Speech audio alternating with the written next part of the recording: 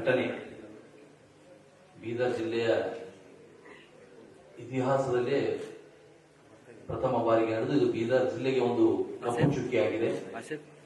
ಈ ಒಂದು ಘಟನೆಗೆ ಈಗಾಗಲೇ ನಮ್ಮ ನಾಯಕರು ಹೇಳಿದಂಗೆ ಜಿಲ್ಲಾಡಳಿತ ಸಂಪೂರ್ಣ ವಿಫಲ ಆಗಿದೆ. ಇದಕ್ಕೆ ನೇರವಾಗಿ ಹೊಣೆ ಯಾರಾದರೂ ಇದ್ರೆ ಮೊದಲನೇದು ಈ ಜಿಲ್ಲಾ ಉಸ್ತುವಾರಿ ಸಚಿವರು, ಎರಡನೆಯದು ಜಿಲ್ಲಾ ಪೊಲೀಸ್ ವರಿಷ್ಠಾಧಿಕಾರಿಗಳು. ಜಿಲ್ಲಾ ಉಸ್ತುವಾರಿ ಸಚಿವರು ರಾಜೀನಾಮೆ ಕೊಡಬೇಕು. ಕೂಡಲೇ ಮುಖ್ಯಮಂತ್ರಿಗಳು ನಮ್ಮ ಜಿಲ್ಲಾ ಪೊಲೀಸ್ ವರಿಷ್ಠಾಧಿಕಾರಿಗಳನ್ನು ಬದಲಾವಣೆ ಮಾಡಬೇಕು. ಇದು ನಮ್ಮ ಆಗ್ರಹ ಆಗಿದೆ. ನಮ್ಮ ಎಸ್ಪಿ ಅವರು ಹೇಳಿದ್ರು 9 ತಂಡಗಾನ ಮಾಡಿದ್ದೀವಿ, ಸುತ್ತ ಇರುವಂತಹ ಎಲ್ಲಾ ಜಿಲ್ಲೆ ಪೊಲೀಸರಿಗೆ ಮಾಹಿತಿ ಕೊಟ್ಟಿದ್ದೀವಿ. ನಮ್ಮ ಜಿಲ್ಲೆ ಪೊಲೀಸರು ಏನ್ ಮಾಡ್ತಾ ಇದ್ರು ಅವರು ಇಲ್ಲಿಂದ ಅಲ್ಲಿಗೆ ಹೋಗುವವರೆಗೆ?